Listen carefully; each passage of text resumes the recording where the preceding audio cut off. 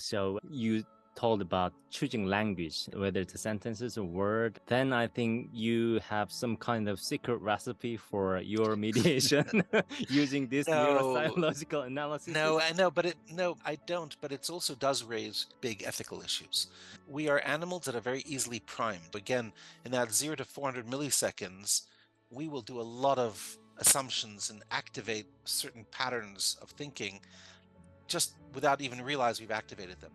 So if I put you into a round room or put you at a round table with people, and you're all sitting at a round table, you'll be primed by the table to think and behave differently than if I put you in a long rectangular table and I put you at opposite sides of the table. Okay?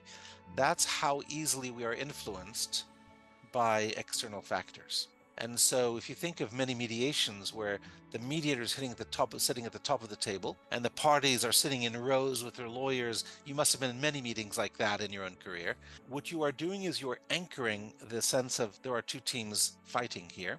The neutral is impartial at the head of the table, but we are opposite. We are two different teams. We are two different tribes. And so there'll be reduced empathy, reduced sympathy, reduced desire to help, very little compassion, more kind of competitive thinking than helping thinking. Put it this way, we'll have more of an antisocial behavioral pathway activated in us than a pro-social pathway, creating a desire to help or whatever. So even a small thing like what is the shape of your table? It's going to make a difference. What are the colors in the room? What are the smells in the room? Are you eating food? Are you sharing food? Is the food something everybody can eat or some people cannot eat? These all influence social behavior. And so, yes, you could think that as a mediator is there to manipulate, to think of all the reasons to create pro-social behavior, let them walk into a perfect room with a perfect round table, there's food on the table, they're going to share it, you have all the magic words like keep and so on. It doesn't work that way. Certainly, if you're a mentalist doing a show on Broadway, maybe you can do that. But the mediator does influence in many ways these sorts of things. And I think it's important for us just to be aware that we do influence the mood and that we need to be trying to keep that in mind when we think of our need to be neutral, independent, and omni or partial, whatever it is that you want to use as a word. It's important to realize we do have an impact on the setting, and we can do it in ways that we don't mention, that are invisible. Or I believe that it's very important to discuss this as well. So one of the great mediators I've learned from is Joanna Klowski, a fantastic mediator I strongly recommend for one of your next, and fascinating mediator as well. Today we were talking to her and she said that sometimes for mediations she likes to bake, and so she'll invite people to her home, come to her home, and she'll just serve them freshly baked chocolate chip cookies. And that smell of coming into the house, being greeted by her, she never thought about it other than I want to be a hostess, I want to have people come and feel comfortable in my home, which is a way of also saying, but the very smell and the food does also trigger certain behaviors that are different that she was not aware of. And so should you automatically bake cakes or not? Should you do this? These are things that I think we need to think about ethically as mediators.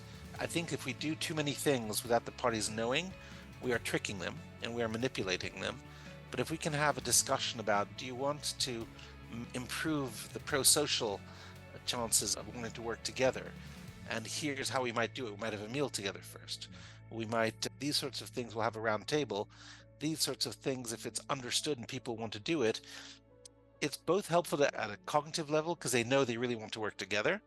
And it also helps, I think, for those natural patterns that come out. So for me, that's all part of process design. So I will, in some of my mediations, go into ridiculous detail about what food is being served. Is it going to be shared dishes, separate dishes? COVID also changed many things. And I work online. And one of the benefits of working online with several people is that everybody's got a guaranteed equal square on the screen. And that's sometimes more egalitarian than when you're in a big room and you can only see one or two people well. Thank you so much. In physical mediation, we have a lot of social activities and pro-social things, but in Zoom, we cannot smell each other's, and we only see and hear the voices. And is there any tip for a pro-social mediation on Zoom? Look, I think some people view Zoom and online mediation as just less good. They think you lose certain rapport, you can't connect with people the same way. And that might be true in many cases, but at the same time, there can be real advantages. And so there are obviously practical advantages, spend less money to travel, it's easier to have conversations. One downside could be fatigue. When you see yourself on a screen, you're always a bit looking at yourself, but we're all a bit self-conscious, and so it's more tiring to work in that way. The pluses and minuses, but if we just speak about the quality of the social engagement, is it worse or better? And I think it depends on the case. If you have a case, let's say, of sexual harassment, or there's an allegation that is really a very disturbing allegation of mobbing or something, much worse than that, suggesting to people that they sit in the same room or that they even be in the same building can be very uncomfortable for one or both of them. And so at times there's, again, priming and this concept of subconscious triggering of certain ways of thinking. If you sit at home and you're in the comfort of your home, your brain will be in part saying, I feel safe, I'm at home. If you're going to an office and it's hard chairs and it's wood panels and it's a dark room, you don't feel at home. So it's different. So sometimes being on a soft couch at home where you've got memories, that might be a better way to enter the case. So I do believe that at times online can be better than face-to-face, even though you will lose some things. And we, as animals, we also pick up a lot from faces. So yes, you can't see my hands, you can't see my legs, am I shaking my legs? Am I very nervous? You can't necessarily see that in Zoom, but you'll still set a lot from my face about, am I bored? Am I engaged in the conversation? Am I just switched off but thinking about the emails I need to do later on today? You'll get a sense of how engaged the person is just by the camera. So I think it's a good compromise in many cases, and it also depends on the nature of the case. So in some cases I do recommend online, but in many other cases, especially when you want to rebuild a good team that's going to work in the future together, strong working relationships, even if we do most of the mediation online, I will still suggest a closing session that is a joint session physical, because that's important for the future. So I don't know if that answers your question. That fully answered my question. And in conclusion, it's a case by case, and Zoom itself, there's a pros and cons, but there are some special cases. There are much pros than cons in Zoom, right? I think so, yes, or at least for the first preliminary sessions. Just because you start online doesn't mean you have to finish online. So you can do, so many mediators these days are doing more and more what they call intake meetings, or pre-conference, pre-caucus, however you want to call it, where the mediator will have separate interviews or conversations, not necessarily about the case, but just to find out about, to set the tone, to get to know one another. And for me, also discuss procedural needs.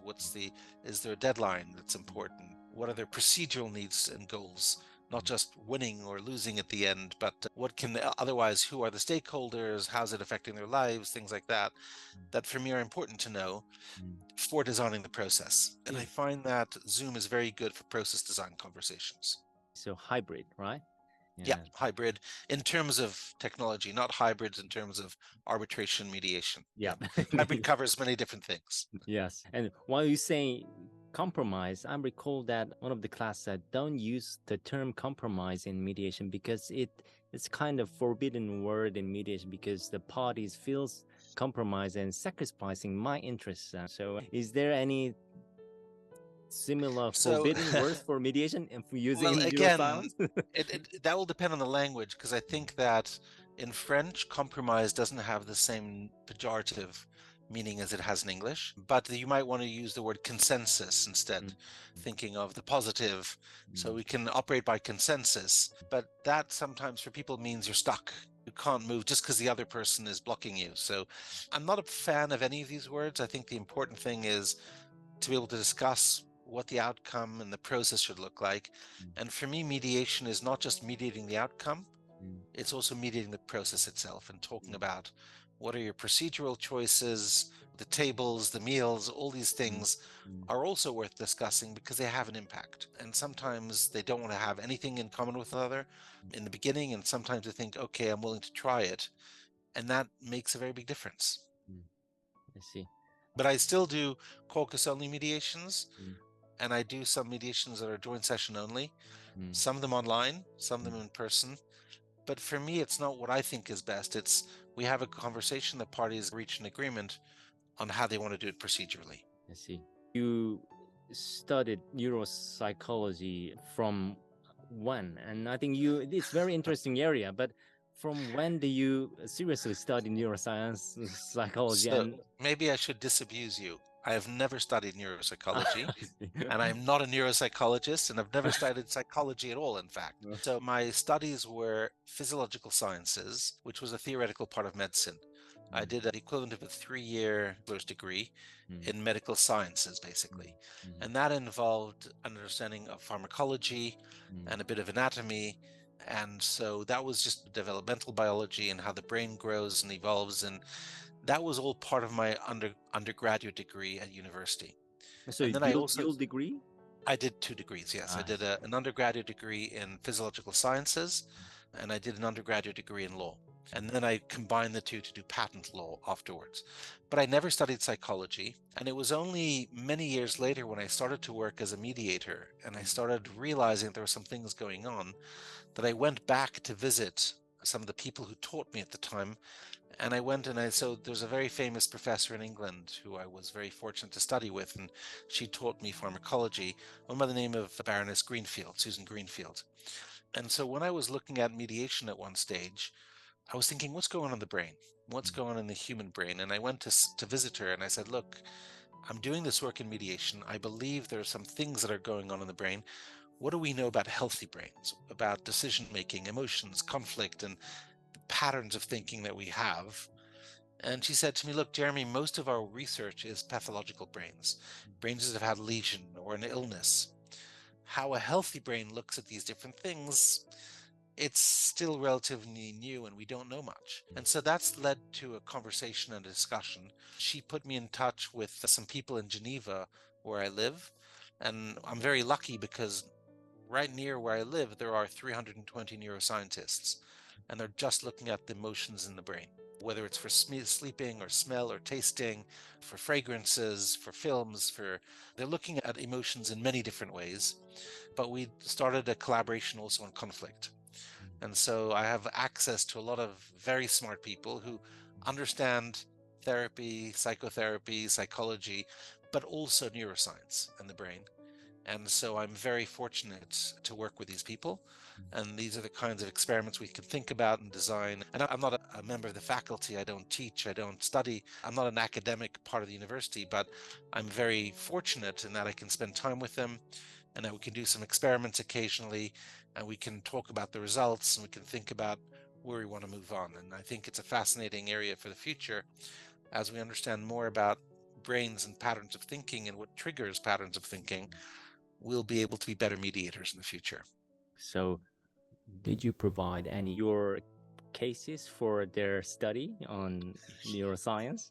Well, so as I said, we do some studies, we recruit people. We did 2 studies around 76 couples who came in and they went through a protocol that we'd set up or they set up. I helped to mediate some of the cases.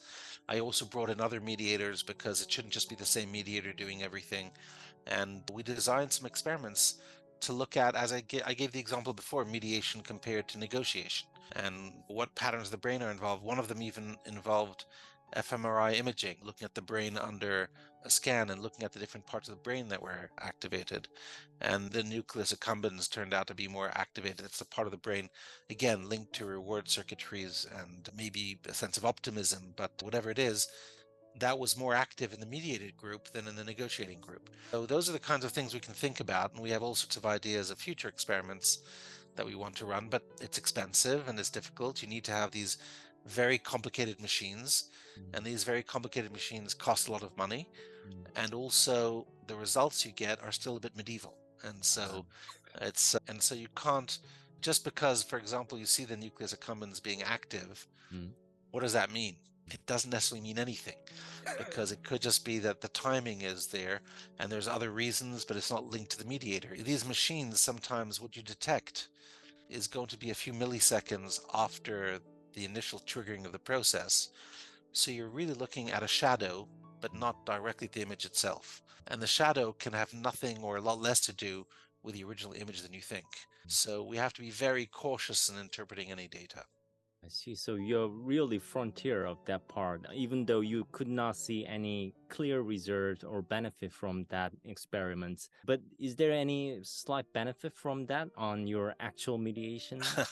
No, there are huge benefits. In fact, it got a bit embarrassing. So I think one of the questions you wanted to give me is one of my best to worst Yeah. memories as a mediator. And so it ties in with this directly. And I'll be speaking about it at a conference soon about how do you deal with a horribly bad beginning to a mediation. So when I started speaking to Susan Greenfield about some of these things, she invited me to come to a brown bag lunch with students. And I went to the university where she's at, and we had a brown bag lunch session, and we were talking about some of these ideas that I was just beginning to try and think about. This is around 2008. And so all these different ideas I'm beginning to think about and put together, and how can we maybe influence the pattern, the behavior of people for good solutions, good mediations. And as we were talking with the students in the postdoc program, it turned out it was an open lunch and there was a journalist in the room. And so the journalist wrote a blog for the BBC about the session we were having. And then this session was on a Friday, and I'd set up a mediation the next Monday. But already one of my theories of getting people to work well together was have a dinner together, have a meal together. And so I'd invited everybody to come for a meal on the Sunday evening for dinner. Sunday morning, I get a phone call.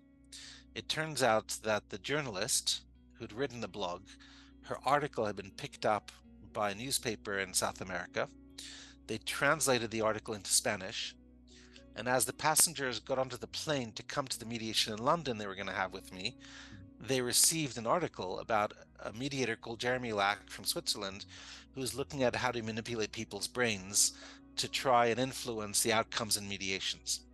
Now you can imagine this is a corporate dispute. It's in-house counsel, it's external counsel, it's got the CEO, the CFO, the COO. You got important people from a company getting on a plane, coming all the way to London, and in the flight where they can't turn the plane around, just as life has it, they read an article that I'm there to manipulate them.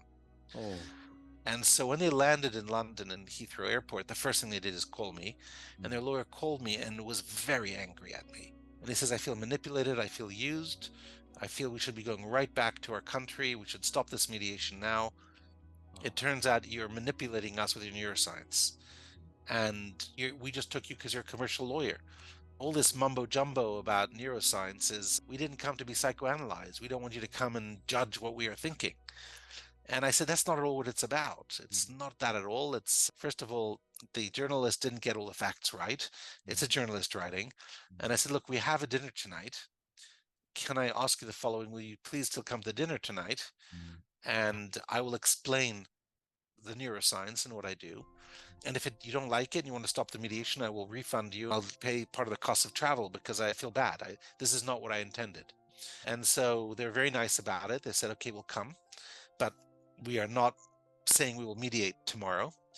And I then called the other parties. I had to explain. It was very awkward. I had to explain to them what had happened with the newspaper and how the translation. It was very messy just to explain. But everybody came for the dinner the night before.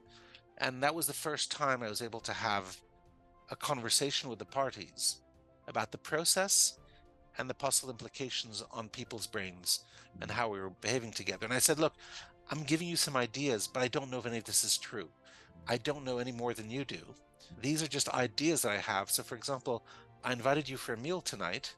We can talk about the case, but my suggestion is, and I got round tables, and I said, my suggestion is, we only agree to talk about our families and personal things, and we agree not to talk about the case at all. Now that I've given you the background, tomorrow you'll come and we'll understand that the brain reacts differently to things, and let's understand emotions differently, and we'll see what happens. But let's at least get to know one another tonight, and use tonight's dinner as a way just to get to know one another. And they all agreed to that, and there were some very funny moments. People ended up knowing people. Two had a similar professors at universities, and so that created a link between them. All these social things came out the night before at the table. And at the end of the dinner, they said, look, this is really interesting. We're happy to continue the mediation now that we understand what you're doing. You're giving us choice, in fact. And I said, yes, that's the whole idea. And so that mediation lasted for 2 days afterwards, Monday, Tuesday. But it was the first time that in a mediation, we were able to talk about, should we talk about the numbers now? They had very clear numbers they wanted to talk about. The numbers were very different, very, very different. They said, should we talk about the numbers already? And I said, look, if we talk about the numbers now, you might anchor in the gap between you if it's a big difference. But it seems that there's certain needs and interests for the future that you haven't discussed yet. Why don't we spend a bit more time understanding one another's needs and interests, and we can always get the numbers later. But otherwise, it's going to anchor you, and you're always going to have that notion of reacting to the other person's numbers first. So anchoring is a good concept, but it can also be a bad concept depending on what you're trying to achieve. So they agreed to go into the anchoring phase after they would first have an understanding of one another's needs and interests into the future. And that was very effective because by the time, had we started with the anchoring, the difference was so huge, I think the mediation would have failed. But because we had such clear understanding of the needs and interests that were very clearly aligned, that when the numbers came, they weren't treated as an all or nothing. They were like, oh, wow, that's a shock. But how do we now integrate that into the other understanding we have of future needs and interests? And so it was a very interesting mediation. In fact, it's the only mediation that I've ever had where on the second day, more people came to the mediation than on the first day. And the reason was that when we did some things in the first day, they realized that some things were missing, other people might want to be involved. And so the next day we had around 10 more people at the mediation. It ended up being around 30 people around the table. So that was, it was an interesting case though, but it all started from a horrible place because I was just feeling very guilty with a very angry client who felt manipulated by me. How did you change their mind from not flying in to fly? Well, I mean, they had flown in, that we had the scheduled mediation. They only got the article when they were in the airplane. In the airplane. In the airplane. That was the strange thing. It's they get onto the plane, and in the plane they're given the newspaper. And one of them reads the article and sees Jeremy Lack in mediation, and he starts showing it to all of his colleagues and saying, is this the guy we're going to see in London now? But they couldn't turn the plane back. They couldn't. They would have canceled. I think they would have canceled the trip and they would not have come. Wow. So that taught me to be a lot more transparent. So if you go to my website also, you'll see articles on neuroscience, and I'll explain a lot of the stuff that I do. I don't want people to ever think that I'm a hypnotist trying to do tricks. It's not that at all. I think that might be your starting from your worst memory and ended with best memory. But we only learn from our bad cases and our worst memories. That's how we learn. So, Yes. I'm very glad for all the bad things I've done because I've learned from them. So it's been helpful. I never thought about that way, manipulate people's minds and emotions. I hadn't either. For me, it was all coming from a good place. I wanted to help people have the optimal mediation. They were coming to settle a case. How do you help pro-social engagement to be constructive, to reach a good outcome? But to them, they perceived it fear. Again, how you trigger things? It was just fear of manipulation. I see. Fear of manipulation. I see. Yeah. Well, it sounds a bit intimidating. If I were to come to DK and say, come to me when you were still general counsel at your multinational, and I said, oh, well, yes, come to London to mediation, and I'm going to, through invisible heuristics and understanding the human brain, I'm going to influence you so you're going to get an outcome. Would you want that kind of a process? No. I certainly would not. So I would feel horrible about a process like that. It sounds non-transparent. It sounds like quackery. It sounds very dangerous. It seems like I'm above your level. I'm different humans. I know something beyond your knowledge. No, well, you certainly do, because you've been looking at things from a corporate. First of all, we always have different knowledge, but if I ever had a commercial mediation with a Korean company, and there are issues of face, there are issues of cultural things that are going to be strong to understand, I'm simply operating like a blind person for some of these things. So one of the things that I like a lot is co-mediation, because I find that we're always better co-mediating in teams. So when I can, I try and co-mediate. I see.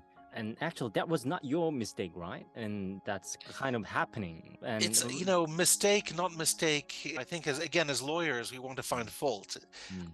There's no concept of mistake here. I just misguidedly thought, I want to do something good. Let me explore this area of science. I find it really interesting.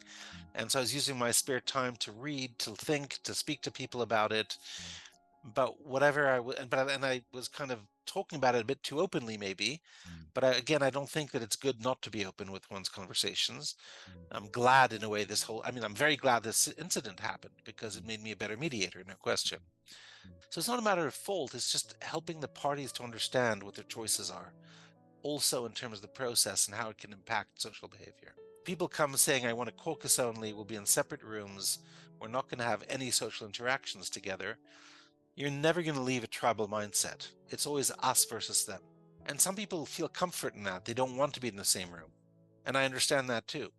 A sexual harassment case, you don't want to be thinking, how do I have good relationships with a person who basically did unspeakable things?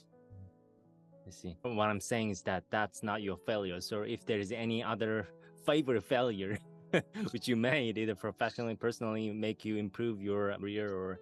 So there have been many failures. There will always be failures. That's being human, I think. I think the thing that I'm very lucky about is that I am able to learn from my failures, and they've been great teachers. And can you provide any examples on your personal or professional life other than your marriage?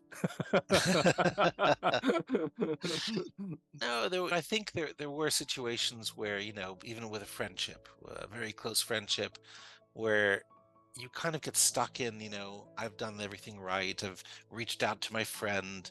I've tried being helpful to my friend. And now we're in a stage of life where I realize that my friendship is all one-sided. I'm the one doing everything and they do nothing. And, you build up that story and that anger and that resentment, and you feel emotional about it because it's not a neutral person. It's a person you consider to be a friend. And I was very lucky in a situation where I had that relationship with a very close friend, where I was able to kind of go beyond that level of thinking. And we are still extremely close friends today because we were able to come back and discuss it in ways that certainly my friend was not expecting it, but I wasn't expecting it either. And when I understand my friend's perspective, I realized there were so many things that I was misinterpreting. So, look, I think humans are complex animals. And the more time I spend with humans, the more I realize that I don't know much about humans. And maybe I should have taken that course on psychology. It would have been a smarter, faster way to get to the understanding that I have on some things. But I do think that we still have a lot to learn in every case. That's what life is partly about.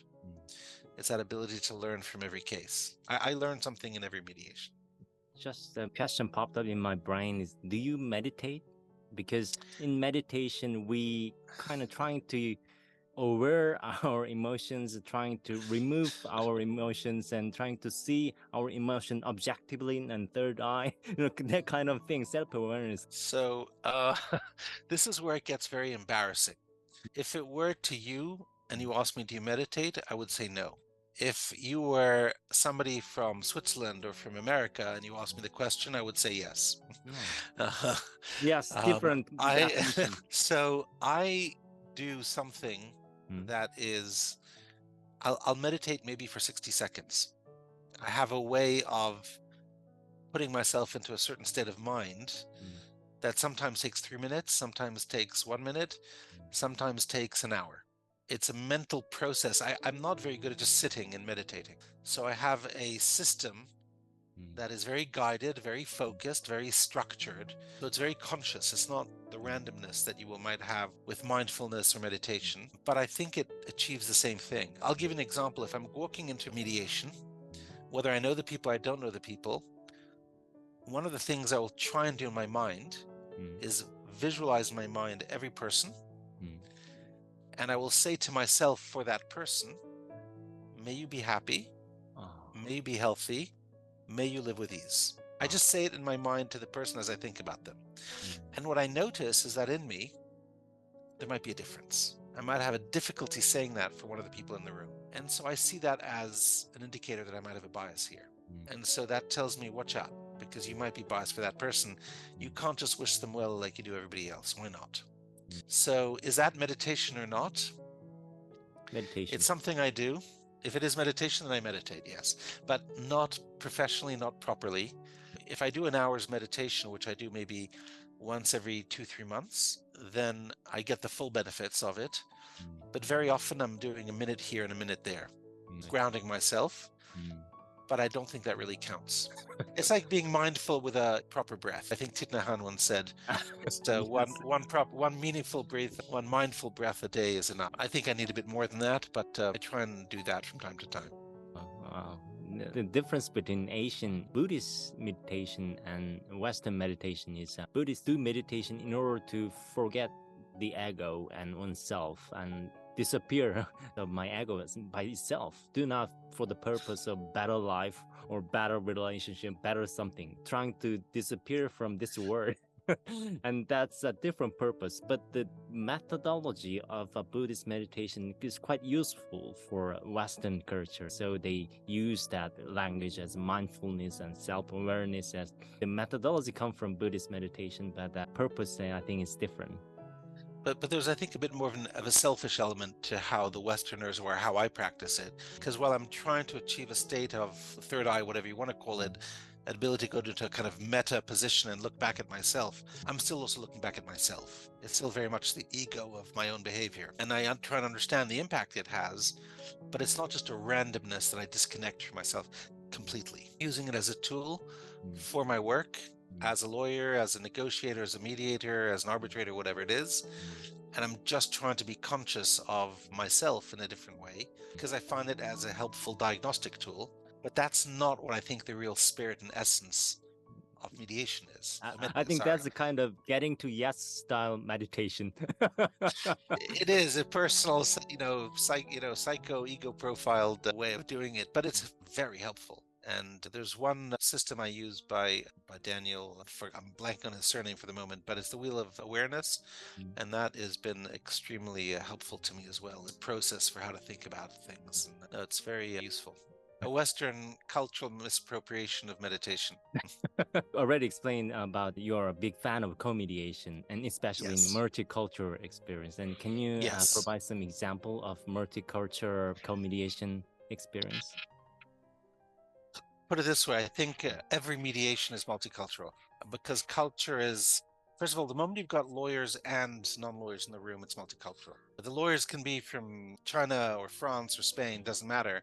The mere fact that there's lawyers and non-lawyers, there's two different groups and two different ways of thinking. So for me, everything is multicultural, but multicultural is not about an individual. It's not about how an individual prefers to think. Multicultural is about how groups of people think. And so if you just look at it in terms of tribes, you've got one tribe coming in saying, I'm the plaintiff or I'm the complainant. Another tribe comes in saying, I'm the defendant or the respondent. And then the mediator comes along thinking, well, I'm here as the neutral. Those are already three different cultural patterns of behavior that are going to clash if you don't recreate a new culture around it. So that's an example for me of multicultural. But I think, look, even if I do a mediation, I think even just there's a benefit to two genders. Having a man and a woman co-mediate is different patterns might come up. There's not, if you look at the brain again, there are no real differences between men and women. They're identical. Women have certain advantages. They have more white matter that allows them to activate both sides of the brain faster and do multitasking better than men do. And there is a difference that in certain situations of crises, some men, the instinct might be more fight or flight. And in some women, there's a more tendency to tend and befriend, go and take care of a person in a situation of crisis, which men don't have. So I think they have many, even just genetically imprinted qualities that make them better mediators to some extent. So I think I always benefit if I can co-mediate, just because it's a different tendency and an approach. And I tend to intellectualize too much and think about the steps and try and think ahead and think about the structure, very Swiss style structure into the process and the outcome and so on. And sometimes just a more reactive to a sensitivity to a person. Even though I try to be sensitive, it's not the same antenna that I have. If you know co-mediator already well, then I think that's not a problem. But if you do not know there's somebody, for instance, if you does a commercial mediation with Switzerland and Korean company, and I become a Korean mediator, and you never have met me, and then you don't know my style, and then how do you approach that co-mediator, and how do you do co-mediation caucusing? So actually, that's one of the things I'm very grateful to my life for. Because I have mediated with people I did not know, but I now have a short list, a checklist of things. And just 1 hour conversation before, for me, is enough to do a co-mediation. It's better than none at all. So there's a process that I use for co-mediations as well. For people that I don't know, obviously people I know well, I co-mediate a lot with my wife. My wife knows me better than myself. So there's not much need to do the preparation work when I'm co-mediating with my wife. But for a person I don't know, I actually have a checklist. And that for me has been very, very helpful. So I'm actually looking.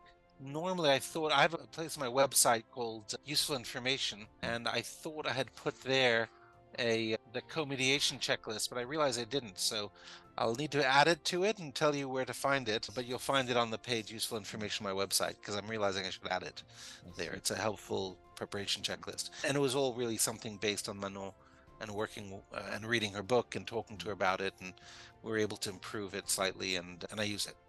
I see. So you have no hesitation about doing the first time co-mediation with a first time co-mediator? I would not walk into a room with a person I didn't have that 1 hour conversation with. I see. But after we've had that 1 hour conversation, if we reach an agreement on, I'll give an example. I had a mediation a few years ago where one party wanted to work with a very evaluative barrister as the mediator, and the other party wanted to work with me as a more facilitative, non-evaluative mediator. And they had different kind of understandings of what the mediation should be. But having understood why the other side wanted an evaluative mediator, I thought that's perfect. There's a way to do a mediation where they can both get what they want. And so I said, look, rather than deciding between us, I'm happy to cut my fees because I think there'll be a benefit for everybody to do it jointly. Would you mind putting me in touch with the other mediator? And we'll have a conversation to see if we could co-mediate this together. And so I called the other mediator, I explained what was going on. She agreed to reduce her fees also, because we realized it would be a benefit for them. And so we came back and said, look, we're willing to co-mediate this case. She was a big expert in a particular area, had just written a textbook about the field that was very important to the case. I was not as expert as her. I had some background in the field, but not her level of experience, understanding of the law. And so we co-mediated, and it was very helpful, I think, because the lawyers were able to talk about the legal issues with an expert, and I was able to say, look, let's come back to needs and interests, because those are subjective and that's more future looking. And so, by the way, in the Netherlands, they do that a lot. They do a lot of, it's a hybrid where you have what we call a mediator and a conciliator sitting together, like an evaluative and a non-evaluative mediator sitting together. That leads to almost 100% settlement rates. So it's a very effective form of co-mediation.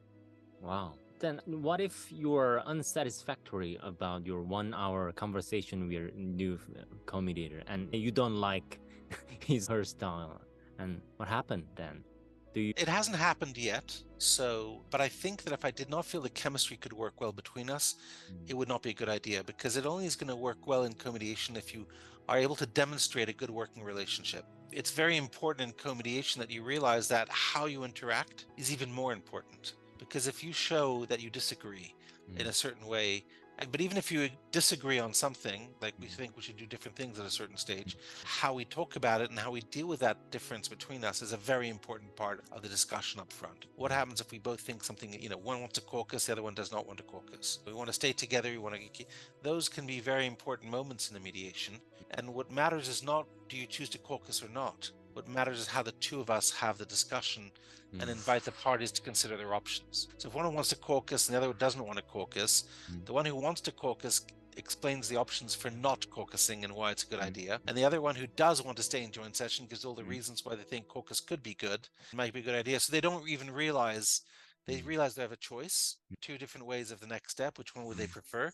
And if they don't agree on that either, and there's a fight between the parties on this, and like any mediation, we have to reach a consensus on what to do next. It's very rare that it comes up, though. The truth is that I've co-mediated, I don't know, with probably around 20 people by now. I've never had an issue. Because they are famous and good? No, not at all. Not at all. First of all, the notion of fame and good in mediation is a very transient one, because mediators are only known in the countries where they're based. And most lawyers have a repeat kind of list of mediators that they like to work with. So in London, New York, Los Angeles, And you'll see probably in Seoul when it gets to be bigger, some of the leading law firms will have a preferred list of 4 or 5 mediators that they really like to work with. And very often it's a retired judge because it gets a sense of there's a judge, they know the law, they know the facts. So there's a very JAMS in the States. The J stands for judicial judges. Most JAMS mediators are, I still think today, retired judges, because that's very reassuring for many lawyers when they hire the mediator. So I think that it's not so much the knowing the person, or I think it's more an understanding of the different styles and different approaches, and talking about them and just kind of understanding what the preferred way of doing a mediation is, and then realizing, especially when they're not complementary, when people don't think exactly the same way, that's good diversity to offer. It gives more choice. And then the question is, how do you provide that choice and at which moment? So I'm a fan of it, as you understood.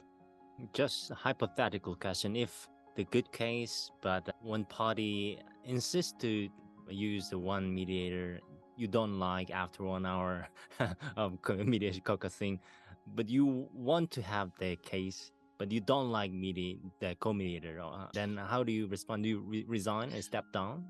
No, well, first of all, for me, I'm never appointed in the beginning. Even if people say, we want to hire you for this mediation, my first initial intake meeting is to say, let's just make sure I am the right mediator for you. So my starting position is never, it's my mediation, or I need to resign from it. My conversation is, what's optimal for you? Am I the best person? Can we bring another person?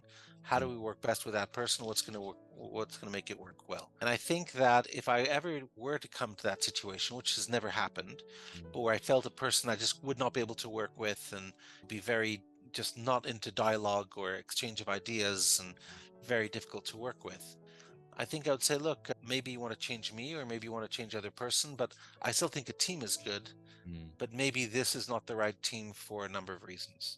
So you first ask the parties whether you are the right mediator, and if you In many feel that cases, yes. if you feel you are insufficient for the case, then you find the other expert co-mediators. There is a case I'm doing right now where I believe I'm not the right mediator for the parties. It's also because I think what they want is something much more evaluative. And for them in this case, I have great difficulty being evaluative because although it's clearly what they want, for a number of reasons, I'm uncomfortable doing it. Put it this way, had they hired me as an arbitrator in this case, I would have refused. But they came to me as a mediator, I accepted it. We're at a stage now where they just want some very evaluative feedback on something. Now at this stage, I've proposed another mediator to take over the mediation. So we've done certain work, we've reached a certain stage, they've agreed to continue mediating, and they're now looking to work with another mediator. And I think that's very good for them. But I think that what I could do, when they came, they weren't speaking at all. The mediation was very difficult. Now they have a common understanding of the process they want, but what they want is something I'm not comfortable doing. And so, but I want to help them do it. So I hope that they found a mediator to replace me in another country in a completely different style of mediation. So it's not that often. Has this happened to me before? Not in this way, no. It's happened to me very often in the beginning of a mediation.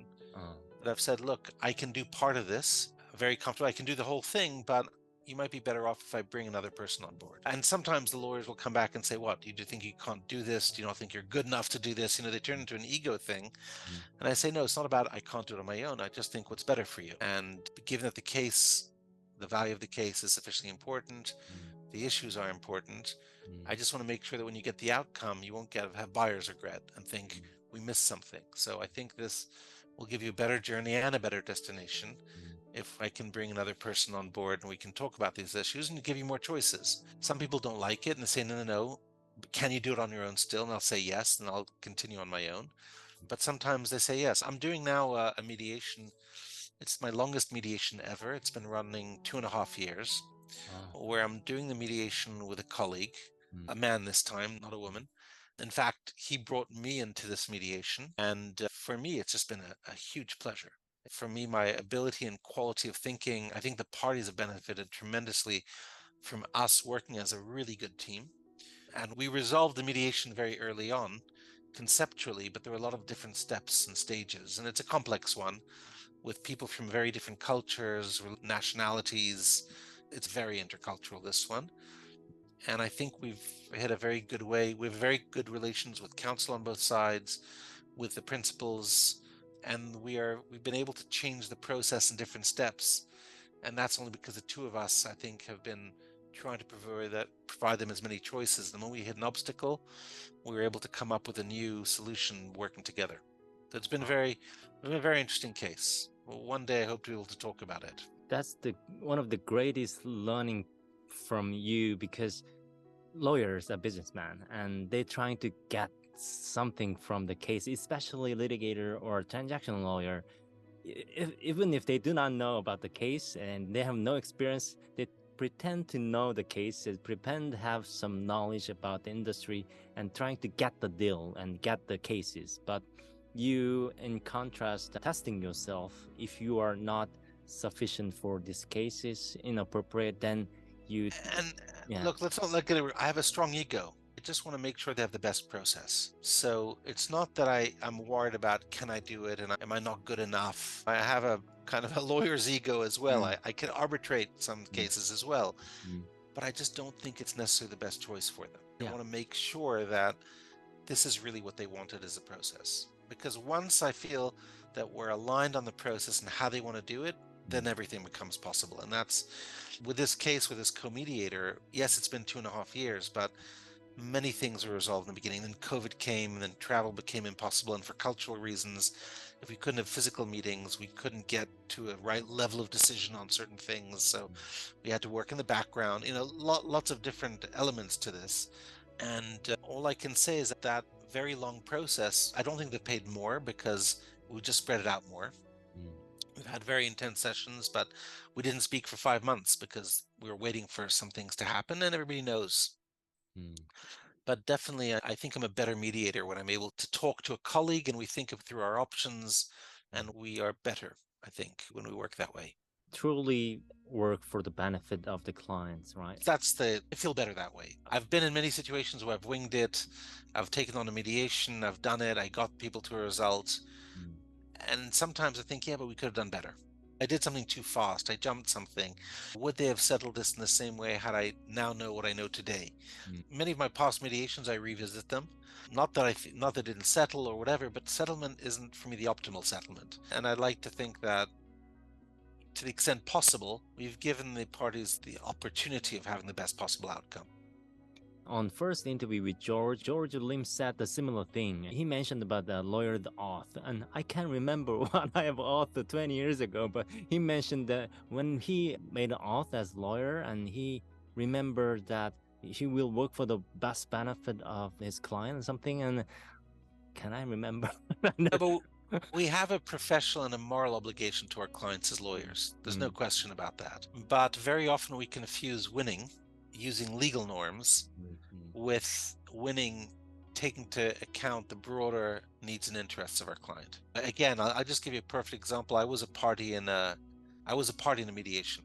So I called in a mediator for a dispute I was in. One of my activities with the startups, I was involved in a small venture capital fund.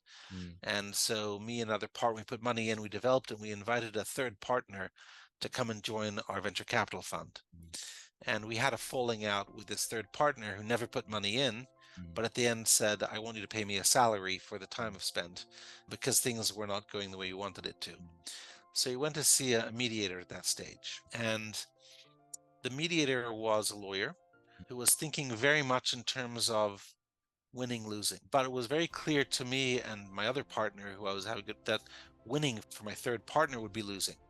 Even if the law said we had to pay him a salary, we could not afford to pay him the salary that he was asking. We would have to put this company into liquidation, and we would just bankrupt the company. And so he would still not get paid, and we would lose our company. And I tried explaining that both to the mediator and to my third partner and his lawyer, but they couldn't see that. They thought there's a manipulation going on here. And so and I was suggesting other proposals that weren't about just the money, and it was about ego and status, and there were other things as well, as far as I'm concerned. But we weren't able to reach a resolution. And I was always frustrated by that mediation because, first of all, some things that were done in joint session, I learned from that experience not to do some things in joint session. For example, The question was asked at the beginning of the mediation, do you see a future relationship at stake in joint session? And my third partner said no. Impossible. And the moment my partner said no, impossible, very difficult for me to say, well, actually, yes, I'm still willing to work if we can reach an agreement. I said that, but it was just once the person said, I never want to work with me and my other partner anymore, the quality of the dialogue was very different. That's the case. You were a principal in that mediation. In that case, I was one of the principals. Yeah. But it was very interesting that's a very old story that goes back to 2003, 2004. But it was a very helpful situation to be in. And to be a party in the mediation was very helpful for me also. I thank you so much for a long hour. We already spent most of our time. So I ask just a last question. If you take a time machine and go meet your 30-year-old you, and what advice would you give him? If I could time travel back to myself, you mean, and give myself advice? By yourself. There's so many situations, there are many mediations I would go back to and I'd recommend to myself to do something different. But if I would go back in time to a moment, I would go back to my very first training on mediation. My first training on mediation was by two great trainers, Gary Friedman and Bob Manukin. And it was a very short 2-day training. And I hated the training. And I did not like mediation. And I was probably the worst student they'd ever had. I was interrupting. I was rejecting things. I was opposing things. I was just very impatient, and I thought there's something wrong with what this process is about. So I was very resistant to mediation in the beginning. And if I would go back and advise myself, it would be shut up and listen. But that's advice I still try and tell myself today, and I'm not always listening as well as I should. It's quite fun. How did you reverse your view on mediation then?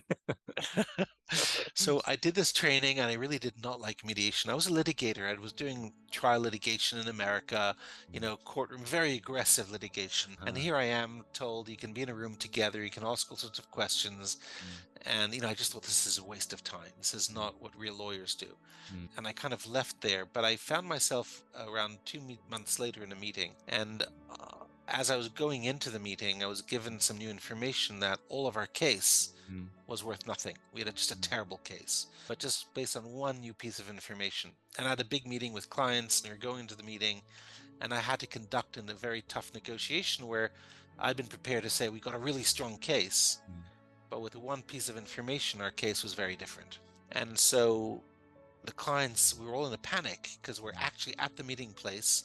We're preparing to walk in, and we haven't even had time to discuss this document, but we all know it's terrible. And I said, look, I have no idea what I'm going to do now, but we have to fill in the time. Let me try something. And I kind of went in, even though I was the lawyer for one of the parties, and I went in and said, look, we can talk about our cases, but we can always do that as lawyers. We can do that separately with her. Let's have a different conversation.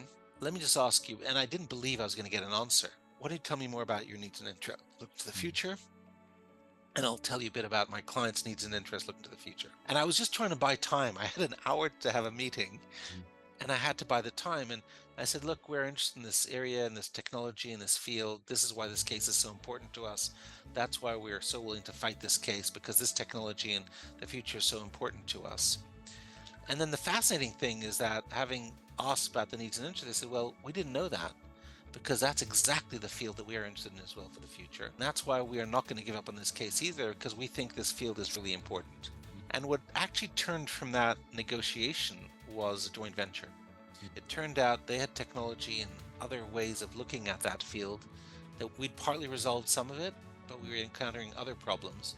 So we set up a joint venture, and none of us ever thought that would be the case walking into the room. I only asked the question because I was desperate. And so I kind of went back to the same training with Bob and Gary the next year with my tail between my legs. They looked at me and they said, what are you doing here again? I mean, they almost looked pale. It was like, oh my God, the nightmare student has come back. And I said, I'm here to listen this time. And I redid the training with them. Oh, it's so sweet. It was an interesting moment. Oh, it's lovely. Thank you so much for sharing your experience. So, DK, first of all, it's really a pleasure meeting you. I'm not sure who this audience is intended for, but it's probably just for you, me, and some friends who have the patience and courage to watch through all of this. But I think it's fantastic what you're doing to connect us. I think, we're mediators around the world. We have, through different backgrounds, I think a common desire to achieve something. And the more we talk and share experiences, the more we'll be able to do things. Yes. And so one of the things that you might need to do in your own program is find a person to interview you so that you can talk about yourself in your program. Maybe about 10 years later. Thank you so much, Jeremy. But it's been a pleasure, and thank you very much. Thank you so much, Jeremy. It was really great to see you. No, really, really enjoyed this, and I look forward to more stimulating conversations with you. Yeah, sure. See you sometime next year, ICC. Hopefully ICC, that would be a great place to see you next year. Paris is always a good city. Thank you so much, Jeremy. Thank you very much. Bye-bye. Take care. Bye-bye. Take care.